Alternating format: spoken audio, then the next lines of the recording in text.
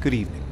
This is Maestro Cortello with a Dawn of War 2 Retribution Elite podcast. Today we have a 1v1 on Greentooth Gorge. Our first player is Torpid, playing as the Commissar Lord. The Commissar Lord is a slightly tanky melee hero. He does start out with this free energy shield that we can see right here. It does, however, have the worst energy conversion ratio for any shield in the game.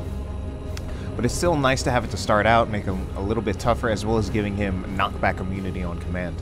He can also execute his own troops, which makes them fight harder and gives them a 100% damage buff.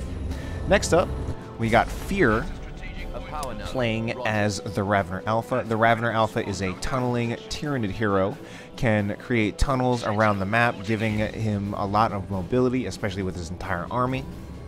Those tunnels are easily destroyed, but they're also free, just aside from having the Ravener Alpha use that ability. So he can be very, very powerful with that. Power node is ready. So we got a high-level 1v1 here with some very good players. We got Torpid as the Commissar Lord. Torpid right now going for the most standard Imperial Guard build there is. I would say so.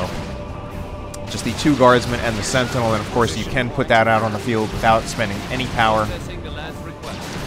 Guardsmen, you have just very cheaply, you put 2 basic range squads out on the field, and then the Sentinel is very, very key to Imperial Guard play. And even though it's not impossible to have an Imperial Guard starting build without the Sentinel, it's definitely uncommon. And going for 2 Guardsmen means you have 2 squads of Guardsmen that can help to repair the Sentinel. One of the great things about the Sentinel in this matchup is that it can walk right over those Ravener Alpha tunnels and destroy them much more easily than shooting them down. So we see some early resource disruption.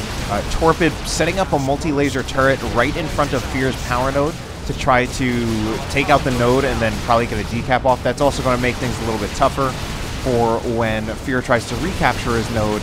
If Torpid is still here and still applying pressure, he can actually keep Fear off his node. So what Fear's doing in response is he's just doing the counter bash, which is just obviously one of the things you can do, especially when you know that you're not going to be able to stop your opponent's bash. You want to get off a counter bash. But Fear, actually, quite amazingly, uses those tunnels. He put a tunnel down right here, and he was able to use that to get his units back to base so that he could very quickly get back to his power node, whereas Torpid is not doing as well with that on his side because he's just walking back with Guardsmen. And the Guardsmen might be able to focus down the Hormagaunts, but they are actually just going to get inside that Ravener tunnel.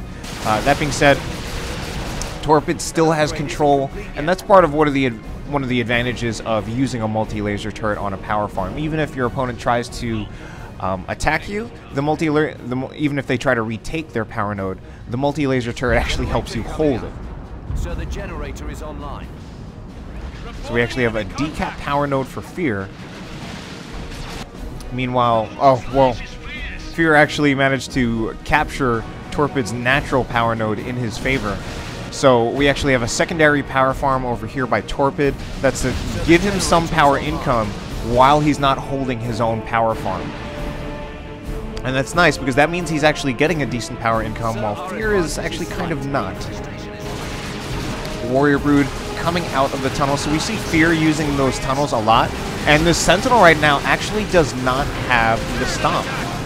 That's actually, I mean, I guess just Torpid is trying to spare that power. He could actually upgrade to it right now, but it doesn't seem like he wants to do that yet. So he's getting pushed back by the Warriors and by the Hormagaunts.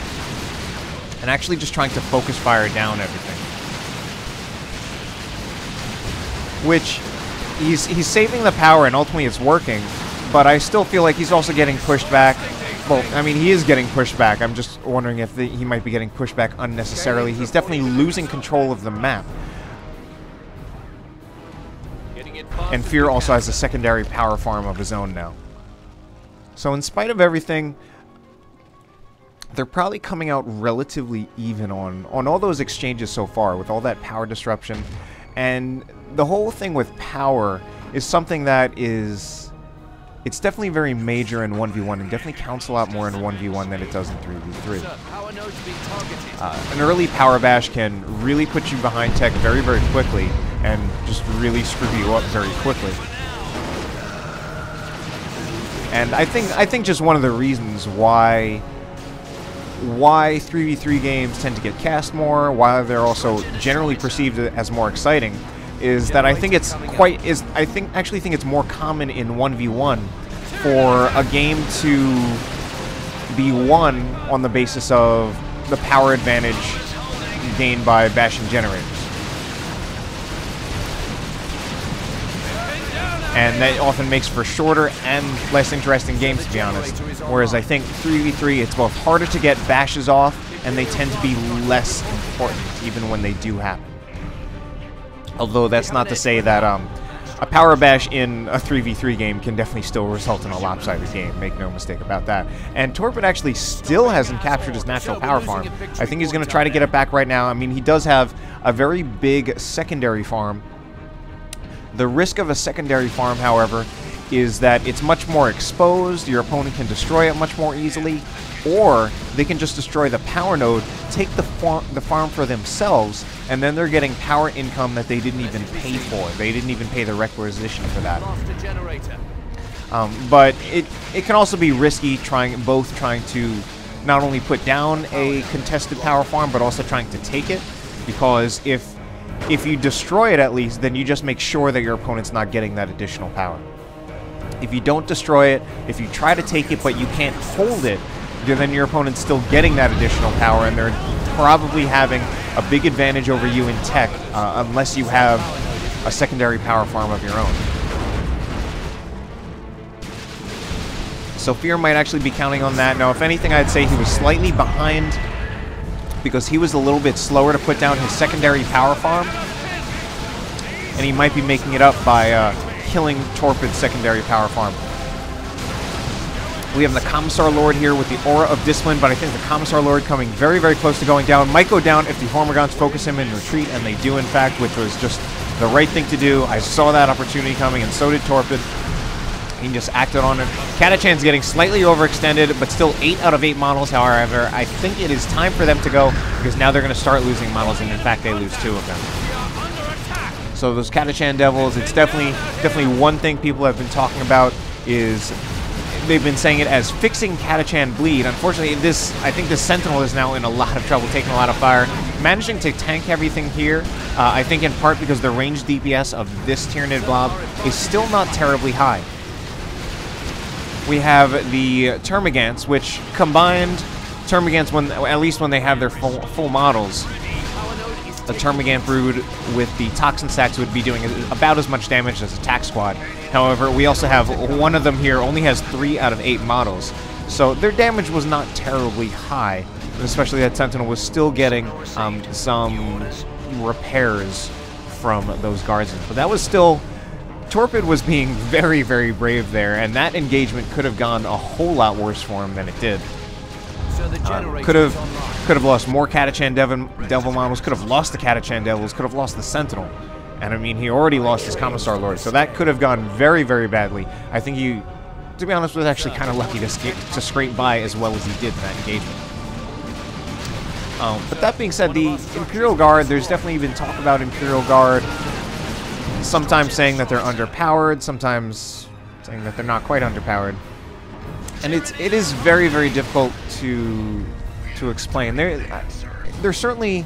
I still feel like they're a proven race. Certainly in retail they were very proven, but there are also things in retail that were much stronger about them. Their Tier 1 was stronger, specifically the Guardsman Sentinel synergy, with the Guardsman having a higher repair rate, as well as the Stomp being free. One of the great things about Imperial Guard in retail, I think, was that they were actually very capable of doing a 0 power Tier 1 if you just got Guardsmen and Sentinels, and you could just get 2 Guardsmen and 1 Sentinel, or 2 Guardsmen and 2 Sentinels, which I think would actually be a very powerful build. Now, the tough thing about the Sentinel build, though, is because the Sentinel is a vehicle, it of course can't retreat, and if you lose it, that can really, really set you back. And that's definitely one of the things that I actually feel, certainly, it's actually definitely true that it's been talked about before that Imperial Guard is probably one of the harder races to learn the game with, and one of the things I added to this kind of discussion was that you can still learn the race with whatever game you want, and if you really are motivated to learn the game with Imperial Guard and you want to play Imperial Guard, you can learn how to play the race with them. but there are still certainly things about them that I think is quite a bit tougher, and I think Sentinel management is one of those things, because first of all, because the Sentinel is in a way practically mandatory, and that's a little bit of an exaggeration, but it is definitely a core unit. It's definitely very key to Imperial Guard play, so you definitely need to learn how to use it. And it can be tough, and the learning process of trying to learn how to use Sentinels is you're going to lose a lot of Sentinels early on in the game, and that's going to screw you up early on, and that's also going to result in you losing games earlier, which is part of what makes Imperial Guard harder to play and harder to learn with. But we see Torpid right here actually doing very well to manage his Sentinel. He's had some close calls, but part of him actually being able to get out of those close calls is actually one of the indications that he is very proficient with his Sentinel play. Now, Torpid interestingly chose to get Ogrins. That certainly is a curious choice. Torpid is someone who subscribes to every single Dawn of War 2 casting channel there is out there. He will be one of the first people to watch this video, and he will probably be able to explain his Ogrin choice to me within, I would say, within an hour of this video being posted. But it just seems curious to me in terms of the things that Fear has that he can use to control Ogrins. That being said, Fear actually got overrun by the Ogrins in that engagement, but in terms of simply what Fear has to control the Ogrins, he does have double Toxin Sacks, which does give the Crippling Poison ability, a Snare ability, very, very useful for controlling melee units, and of course he also has that Barb Strangler Warrior. Now, the Barb Strangler Warrior definitely has the potential to miss if the Ogrins are running around very quickly, especially if they're using their Bonehead Charge, but Fear could also combine the Crippling Poison to actually combine it with the Barb Strangler, and that could actually do a really good job to control the Ogrins. But we still see right here that the Ogrins are still getting in and doing what they need to do. Here they have been hit by the Toxin Sacks, and now we also have Catalyst on the Hormagaunts. That's a global from, and oh my god, they actually might get wiped. It's a very close call, but they get suppressed, they get controlled, and that actually saves the Hormagaunts. But yeah, the Catalyst ability, that is a global ability from the Ravner Alpha. It does a combination of, I don't know the exact stats, but exactly what it does is that it takes out a chunk of health out of a squad, but increases their damage. Unfortunately, you need to know something before you remember it, and I actually never really knew what the damage increase was for Catalyst because I don't play Tyranids much.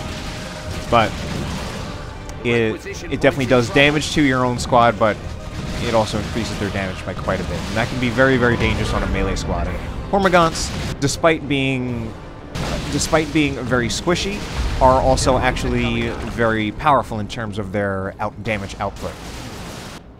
Alright, so we saw a full power farm go down for Fear.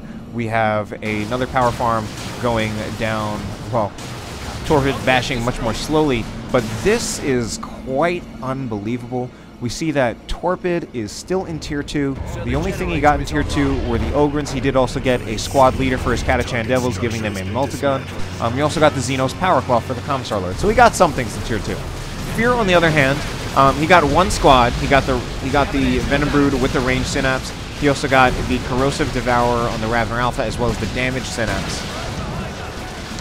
And he's already in Tier 3, and he's already got a Carnifex out, which, like I was just realizing, like, oh my god, how far ahead in tech is Fear?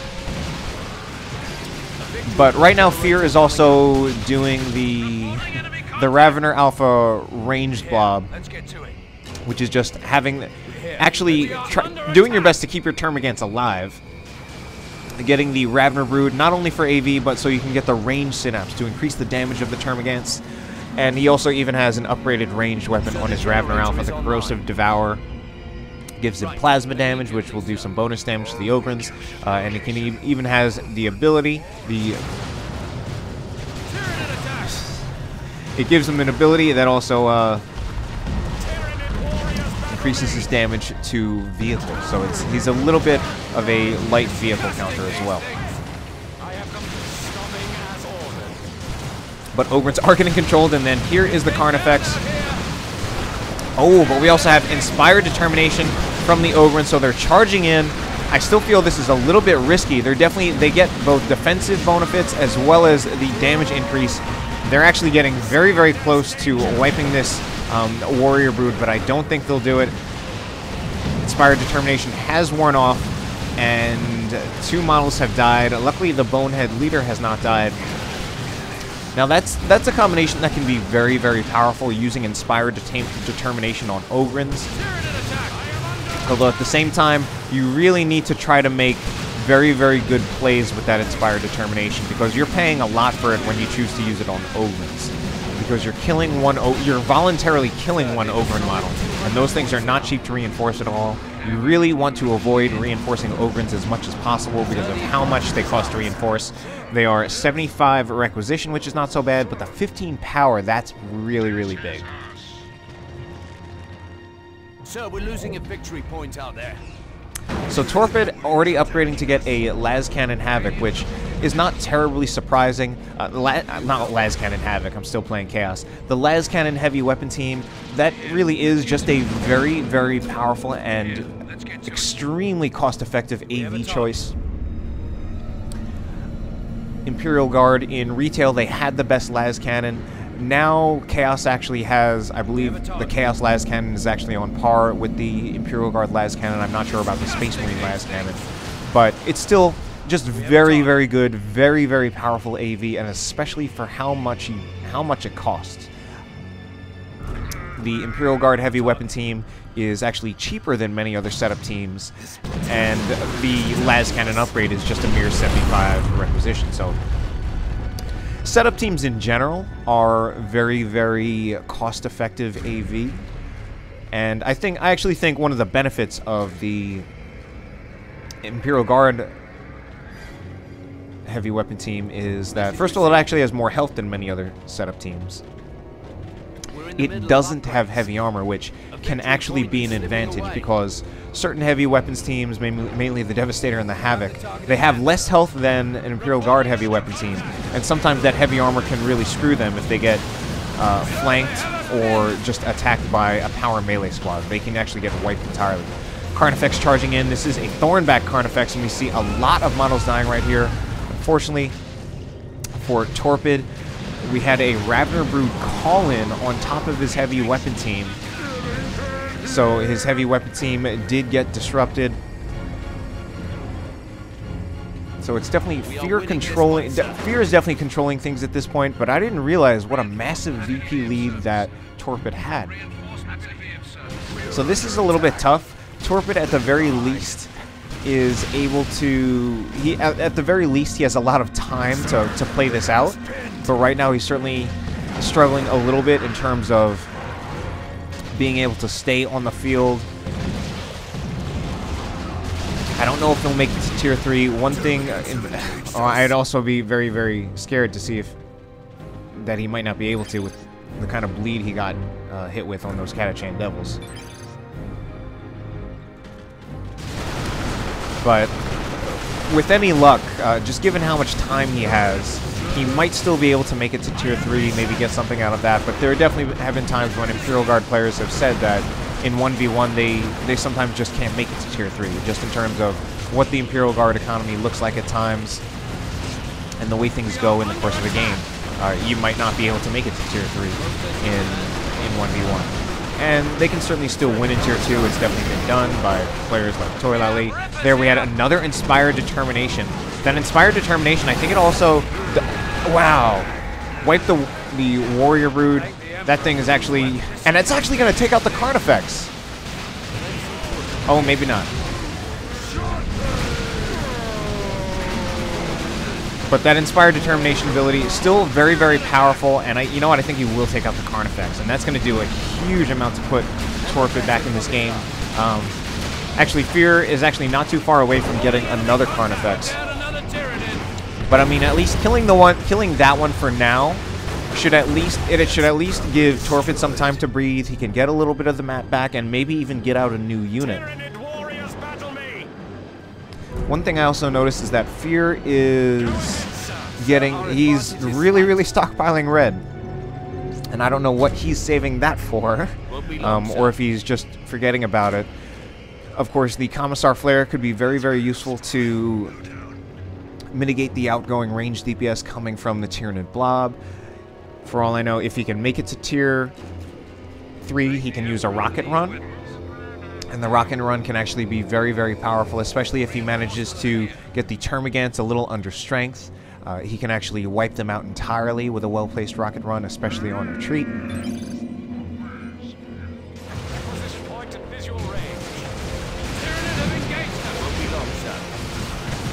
There we do see a Commissar Flare, so he hasn't forgotten about it.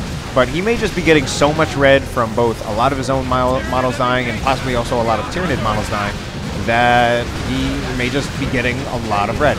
Somewhere he also used Commissar Mines, I believe. I'm not sure where. Maybe in a retreat path? No, but he used another global, or maybe he used Loyal to the End. In fact, I believe that's what he did use. Now that's a global that's much tougher to catch. And Go ahead, sir. I wish I knew what that did. Order, sir. Go ahead, sir. Right. That's embarrassing. I know it does something to make units stronger. I'm really slipping these days. Slipping on my knowledge. But I was at least able to catch it. I think certainly a lot of people wouldn't have even been able to catch that. The Commissar wants something? But yeah, that was Loyal to the End. That is a global unique to the Commissar Lord. One thing it definitely did was that we actually saw a Guardsman with 2,600 health. I believe it actually does something to make the Guardsman stronger, either as models die or based on how many models have died in a squad. Unnecessary, but useful. Target structure has been dismantled. Sir, the advantage And is ours. it's actually too bad that Torpid hasn't bought a Chimera, so that we could hear the Commissar Lord say, "Drive closer! I want to hit them with my sword." But in any case, Fear now getting a little low on VPs. Torpid actually still doing pretty well for still being in tier 2. Fear being in tier 3. Got out a second tier 3 super unit, as well as just decided to get a late game Tyrant Guard, which, I mean, I'm a little surprised to see a late game Tyrant Guard. Tyrant Guard, that is pretty cheap though, and he can definitely put on a lot of pressure very cheaply with a Tyrant Guard. I was thinking like, oh, why doesn't he just wait for another Carnifex? But that would actually be considerably more expensive than a Tyrant Guard. And to be honest, the Tyrant Guard... Now, yeah, here's actually the interesting thing. No, actually, never mind. My analysis that I was thinking of in my head was wrong, so I'm not going to share it with you. But Venom Brood going for a capture on this point. It's a double cap for Torpid. So Fear's running out of time. And I like that play of going for the back cap on the natural VP.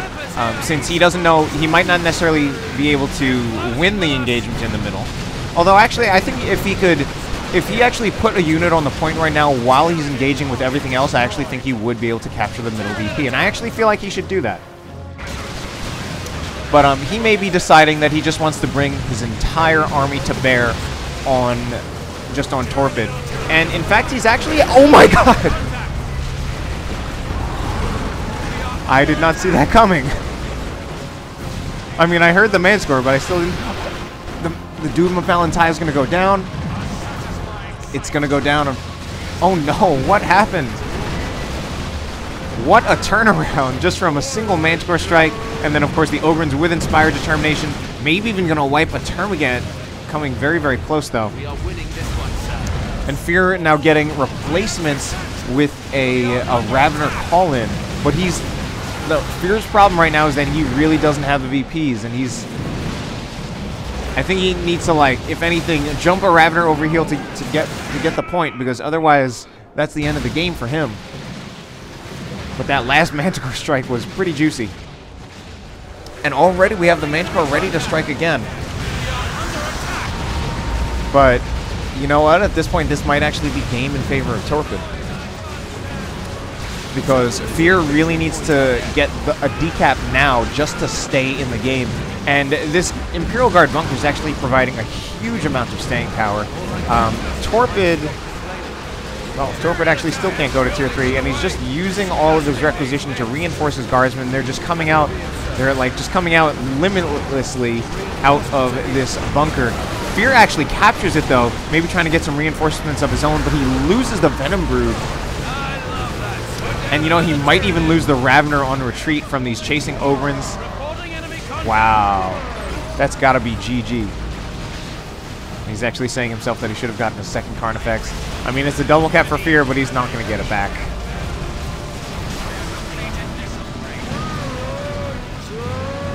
I don't know why Torpid doesn't just capture that point. He can definitely tank the damage on Ogrins with a single Termagant brew. Target structure eliminated. Alright, so he is getting the point right here. He's also getting his natural. That's definitely going to be the game in Torpid's favor.